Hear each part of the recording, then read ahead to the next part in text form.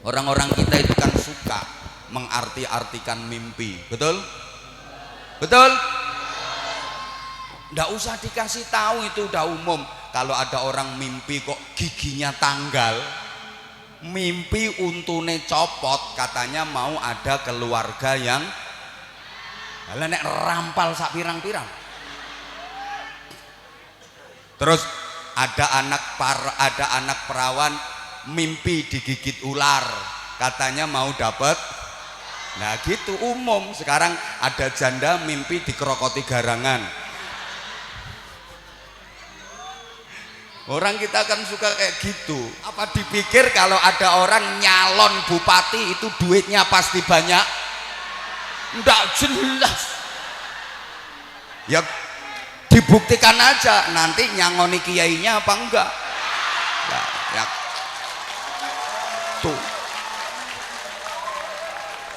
Ulun ini kan masa-masa ya, udah mulai dulu, dan Ustadz Muhsin Al-Aziz juga membuktikan. Pokoknya kalau ada calon ngaji bareng sama kita, terus kita doakan bareng-bareng, 99,9% biidznillah terpilih dan menang. Tapi ya rata-rata nambahi, rata-rata. Kalau nggak nambahi 99,9% gagal. Gagal.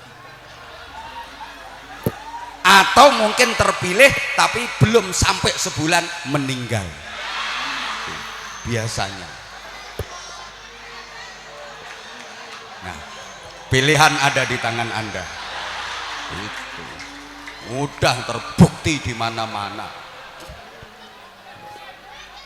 Bahkan ada dia udah jadi pejabat, udah jadi kepala daerah, ketemu nggak nambahi, kena kasus, tangkep KPK di penjara, selesai jabatannya. Mikir gitu. Siapa suruh datang? Udah kalau nggak tahan tinggalkan panggung, nggak ada masalah. Wong majelis ini nggak didatangi dia juga tetap jalan. Kalau kita nggak bisa mendekat ke sumber mata airnya, ya setidaknya kita mendekat ke sungai-sungai besar yang airnya masih bersih, airnya masih jernih, masih bening, agar kita yang kotor, yang keruh, yang butek ini mendapatkan gerojokan air bersih, air jernih, air bening, supaya lama-lama butek kita jadi hilang, kita pun jadi bening. Sampai sini bisa dipahami?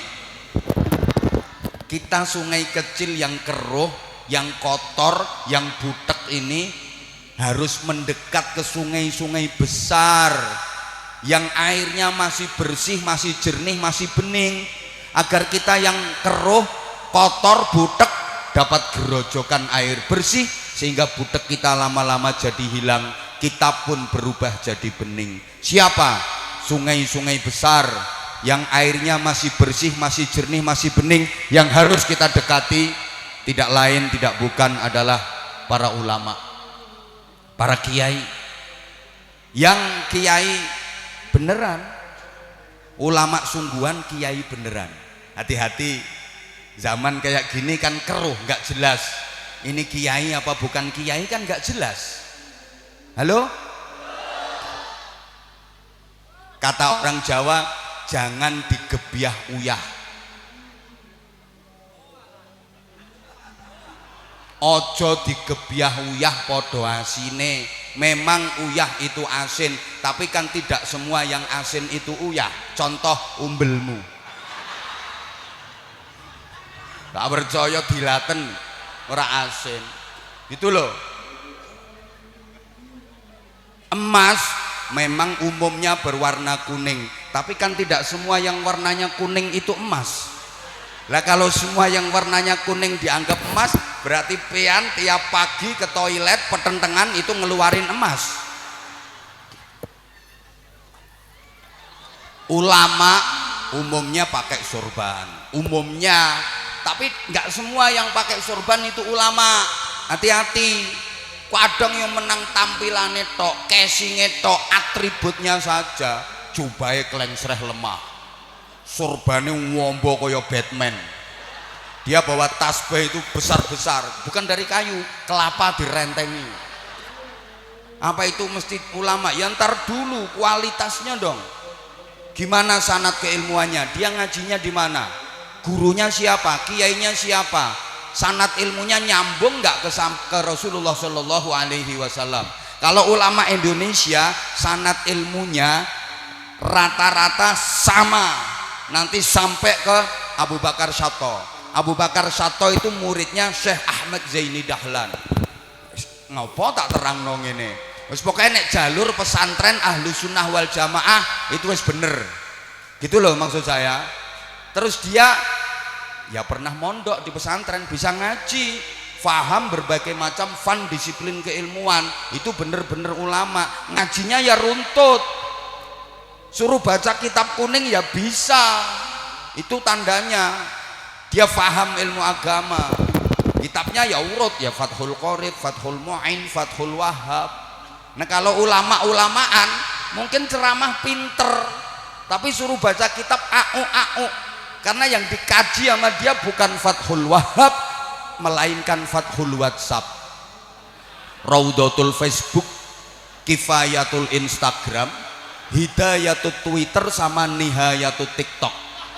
Nah itu sanad ilmunya sambung pada Syekh Google radhiyallahu anhu. Tuh. Maka kita nggak boleh sembarangan nyari guru. Allahumma sholli ala Muhammad, Allahumma sholli ala Muhammad. Nabi aja berpesan, la ta'jabu bi amalil abdi hatta tanzuru kaifa yuhtamu bi. Kamu jangan takjub dengan kehebatan seseorang. Perhatikan dulu manfaat apa yang dia hasilkan, terus tunggu bagaimana dia diakhiri kehidupannya. Jangan gampang kagum. Halo? Paham boh enggak diomongin ini? Nah ini maksud saya, kita harus mendekat ke ulama. Ulama itu memang harus dimuliakan. Man akramal ulama faqad akramallah wa rasulah.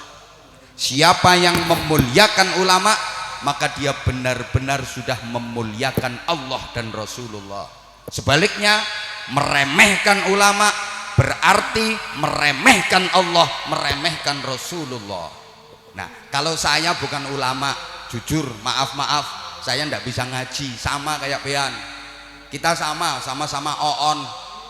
Makanya saya di mana-mana cuman ngajak kepada saudara-saudara saya yang sama-sama bodoh dengan saya, mari kita jalurnya yang benar. Allahumma sholli ala Muhammad, Allahumma sholli ala Muhammad. Apa pentingnya kita memuliakan ulama? Ya penting banget. Kita itu diperintah mencontoh Rasulullah, sementara kita nggak pernah ketemu sama Rasulullah. Caranya ya lewat bimbingan para ulama. Betul? Lah kan akhir-akhir ini ada propaganda anti ulama. Di medsos itu juga berseliweran upaya untuk menjauhkan umat dari ulama. Salah satu caranya sesama ulama dibentur-benturkan. Ulama dibentur-benturkan. Tujuannya agar umat itu ada kebencian kepada ulama. Kalau umat sudah menjauh dari ulama, fantawwiris sa'ah, tunggu saat kehancurannya.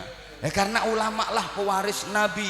Ada yang yarithu aqwalahu, mewarisi dawuh-dawuhnya Nabi, namanya alim. Ada yang yarithu af'alahu, mewarisi perilakunya Nabi, namanya abid. Ada yang yarithu akhlaqahu, mewarisi akhlaknya Nabi, namanya arif. Jadi ada al-alim, ada al-abid, ada al-arif. Itu kriteria ulama. Allahumma sholli ala Muhammad. Sekarang kan ada model kayak gitu. Wes gak usah kiai-kiaian. Ngopo kiai? Langsung Kanjeng Nabi aja. Kiai sama manusianya, makan sama-sama nasi, kentut sama basinya. Ya pancen mangan podo segone, ngentut podo basine, tapi kan beda. Gitu loh. Lah orang yang bilang ndak usah ustadz, ndak usah ulama, ndak usah kiai, langsung nabi, Loh, dia ketemu Nabi itu ya kapan? Terus dia kenal Nabi dari siapa kalau bukan dari ulama?